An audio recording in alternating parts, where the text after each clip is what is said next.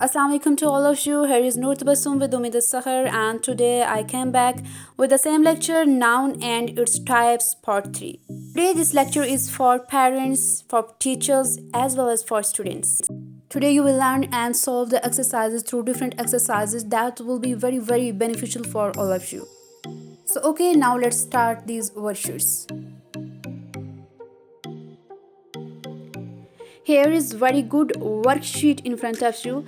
First of all, at the top of the worksheet you can see that here is the statement, that is read the sentence and circle the nouns. Yes, there are the lot of the sentences and you will pick the noun, okay? And as you know, noun is a naming word, so students, you are going to pick the naming words. Clear? In the first sentence, here is the sentence, Sophia, Mary and Samantha took the bus. So students, you can see that here are there are the lot of the red circles. Yes, we will circle the noun words. So first of all, here is the Sophia, Mary and Samantha. There are red circles because Sophia is the name of the person, Mary is the name of the person, and Samantha is the name of the person. So we are going to circle these words because these are the naming words, and it is also the type of the noun is proper noun. It is the specific name of the person. So these are the Sophia, Mary and Samantha are specific names. So we are going to circle these words. Okay students, in the next sentence you can see that Peter is eating a banana. So students, we will circle that word Peter because Peter is the name of the person and it is a very famous personality, so it is a specific name, it is the proper noun. As well as here is the banana, and banana is the name of the fruit, so it is also proper noun. Here is the Michael. Michael is the name of the person and very famous personality, so it is also proper noun. We will circle it. And picture, it is also, it is the common noun because here is the not specific name of anything. So here is the picture. Which one picture? We don't know its name, so it is the proper noun. Yes, students, you can say that it is the proper noun when you will read the whole sentence, pretty picture. Okay, when we will call it pretty picture, then it will be the proper noun. If we will calling it only picture, then it is the common noun. So we are circle it because we are today we are going only circle the naming words. So here we are circle the naming words, so it is the noun or proper noun. So in the fourth sentence, here is the Andrew. Andrew flew a kite in the park. So Andrew is also a famous personality. He is the writer in the English and very famous writer in the English. So it is the proper noun, and as well it is the name of the person. That's why it is proper noun, and it is the name of person. So it is called naming word. So we will circle that word. Moreover, kite, we will also circle that point because kite is the name of the thing, so it is also proper noun. जी, तो अब हमारे सामने एक ऐसी worksheet है जो हमने ख़ुद सॉल्व करनी है, आप लोगों ने भी ख़ुद सॉल्व करनी है, ठीक है? मैं यहाँ पे सॉल्व करूँगी, लेकिन आपने भी ख़ुद से सेंटेंसेस रीड करने की कोशिश करनी है और यहाँ पे आपने देखना है कि कौन सा वर्ड जो है यहाँ पे एज अ नाउन यूज़ हुआ है, और फिर आपने बीच में कैटेगरीज भी देखनी है कि नाउन में इसमें प्रॉपर नाउन कौन सा है, कॉमन नाउन कौन सा, ताकि आपको इस दौरान आपको बहुत अच्छी प्रैक्टिस हो जाए। सो मैं जा रही हूँ पहले सेंटेंस की जानिब। तो इसमें है द डॉग इज़ ब्लैक, तो इसमें मैं देखूंगी कि नाउन कौन सा है। मैं तो कर रही हूँ, आप लोग भी देख लें कि कौन सा नाउन है। तो इसमें नाउन है डॉग, ठीक है। सेकंड नाउन है ब्लैक। अब मैं पहले सेंटेंस में एक बार फिर डिटेल बता देती हूँ।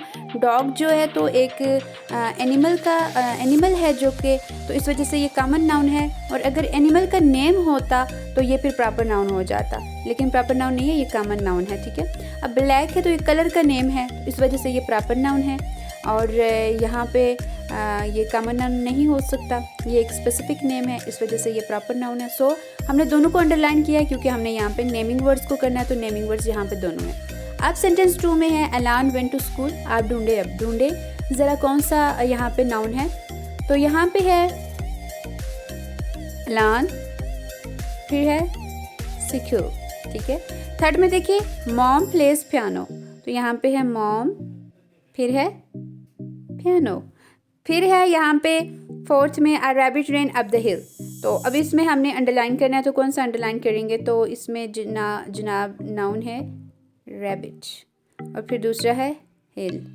हाँ, आपको भी आ रहा है, गुड। आप मुझे कमेंट में करके बताएंगे कि अब तक आपको समझ आई है।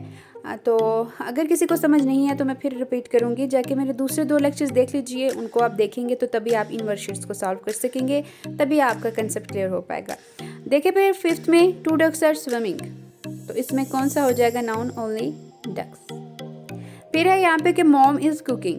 तो यहाँ पे क्या हो जाएगा, फिर यहाँ पे नाउन क्या होगा। तो यहाँ पे नाउन क्या है आप भी बताएं। आप कमेंट में भी मुझे बता सकते हैं अभी कि इसमें नाउन जो है तो इसमें कौन सा नाउन है, और वो आप मुझे कमेंट में करके बता सकते हैं। और अगर आप मुझे इस वक्त केयरफुली से सुन रहे हैं तो चलें मुझे अभी कमेंट करके बताएं कि इस वक्त इसमें नाउन क्या है। तो इसमें नाउन है मॉम।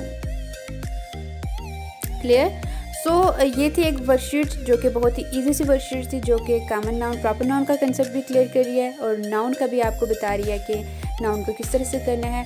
और यहाँ पे अगर टीचर्स हैं तो इजीली बच्चों से करवा सकते हैं ये एक्टिविटी। जब बच्चे खुद ढूंढ के करेंगे तो उनकी ये एक प्रैक्टिकल एक्टिविटी हो जाएगी। और अगर यहाँ पे खुद एक बच्चा देख रहा है तो बच्चा भी इजीली इस चीज़ को देख के, तो इन वर्ड्स को पिक करके तो इजीली इस एक्टिविटी के थ्रू समझ सकता है।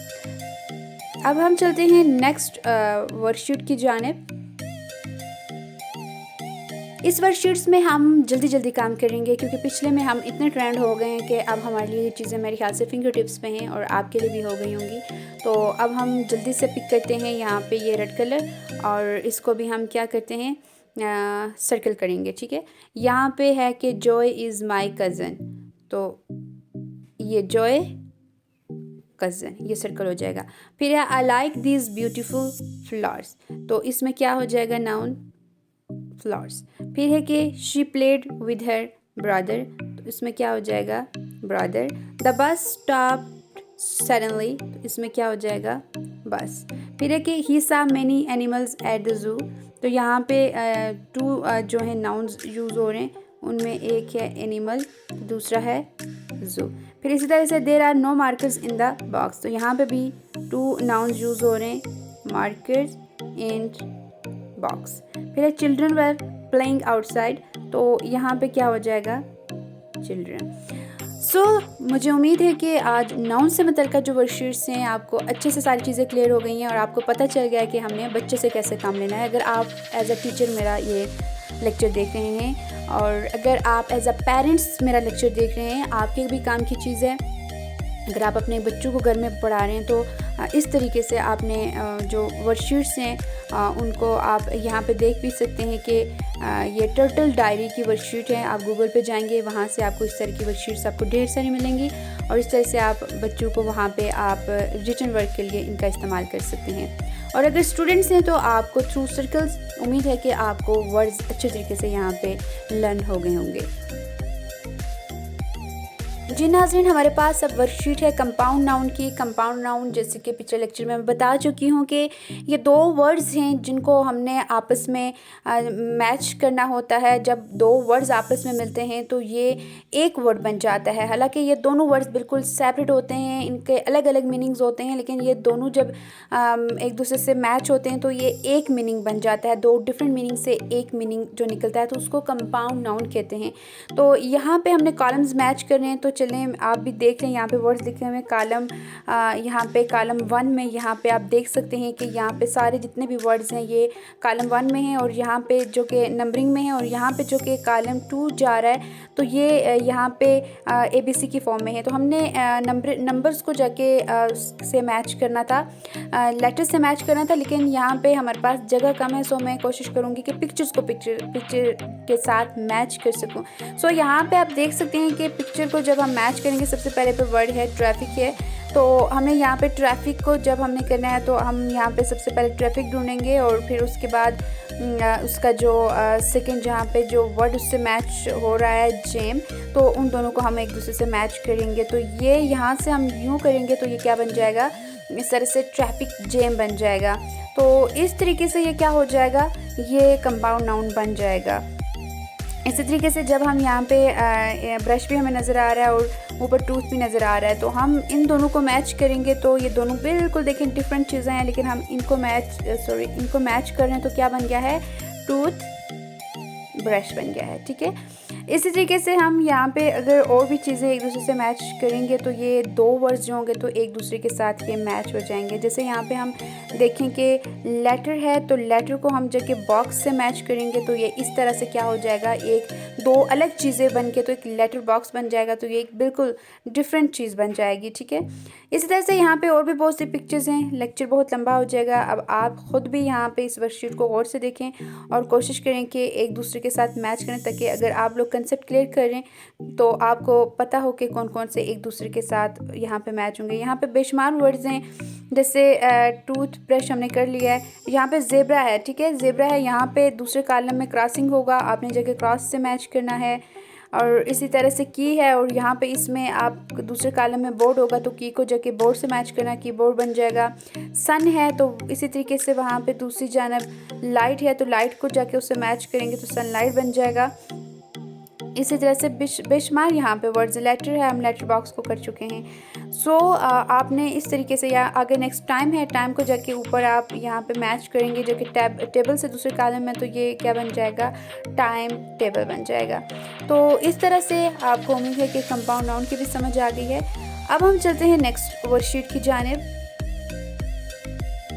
जी, तो इस वर्कशीट में हम काउंटेबल और अनकाउंटेबल जो कि नाउन्स हैं उनके बारे में पढ़ेंगे। तो इस वर्कशीट में हम कैसे सॉल्व करेंगे, कैसे हम बच्चों को बताएंगे कि आपने कैसे उनका, हमने जो डिफरेंस है काउंटेबल का और अनकाउंटेबल का कैसे क्लियर करवाएंगे, तो ये आप इसमें सीखेंगे।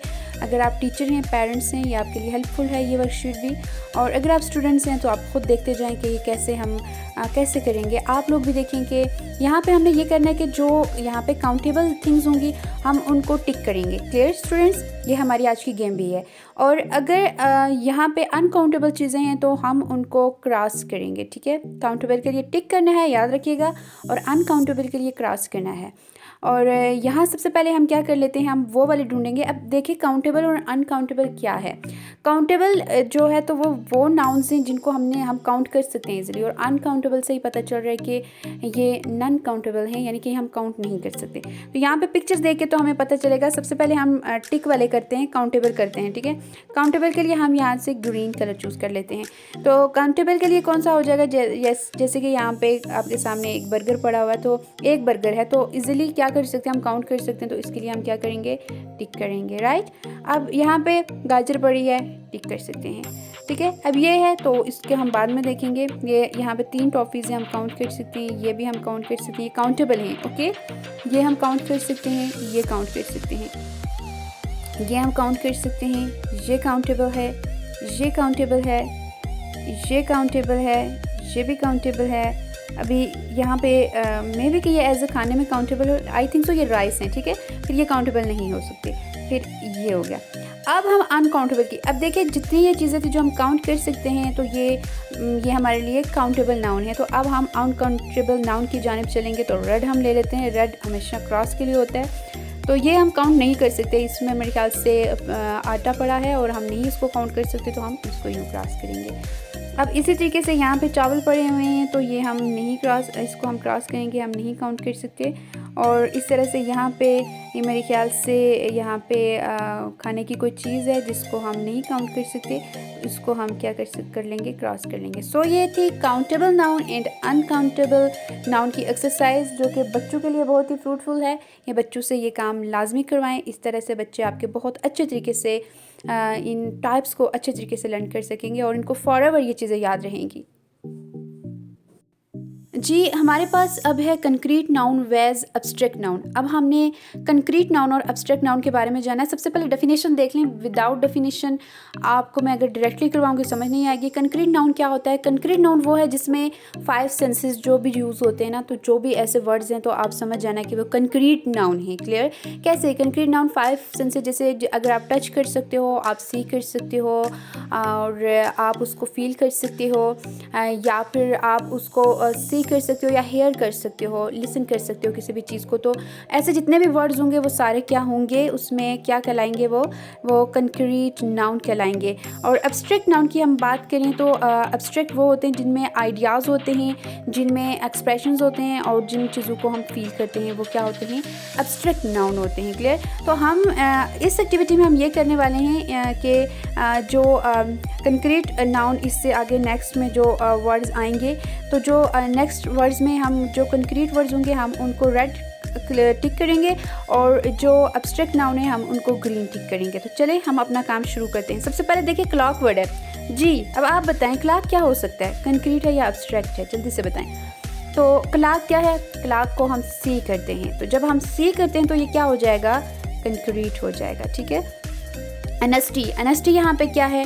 एनएसटी, अब इसको हम सी नहीं कर सकते, इसको हम सिर्फ आइडिया होता है हमें दूसरों का कि कोई कितना अनेस्ट है। ठीक है, इसमें हमें आइडिया हो रहा है। तो आइडिया किसकी डेफिनेशन में आ रहा है? एब्स्ट्रैक्ट नाउन की भी। तो इसमें हम ग्रीन कलर चूज़ कर रहे हैं, तो ये है। पेंसिल, पेंसिल को हम टच कर सकते हैं, तो पेंसिल टच हो रही है तो ये क्या हो जाएगा, ये फिर रेड हो जाएगा, ये कंक्रीट हो जाएगा। ठीक है। और इसी तरीके से चाइल्ड, चाइल्ड को हम सी कर सकते हैं, टच कर सकते हैं, फील तो नहीं कर सकते, लेकिन जो दो अलामतें हैं ये, तो ये किस से मुतल्लिक़ हैं, कंक्रीट से मुतल्लिक़ हैं, तो ये रेड हो जाएगा। फ्रेंड को भी हम उसी तरीके से चाइल्ड की तरह है, तो ये हम इसको यूँ करेंगे।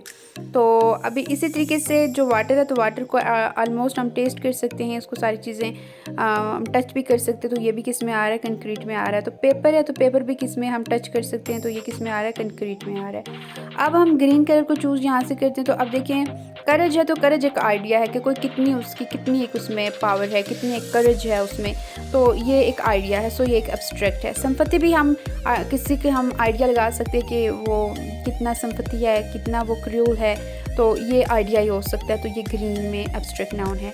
फियर, ये भी हमें नहीं पता कि फेयर हम देख नहीं सकते, टच नहीं कर सकते, कुछ नहीं कर सकते, तो इट मीन्स कि ये क्या है, एब्स्ट्रैक्ट है।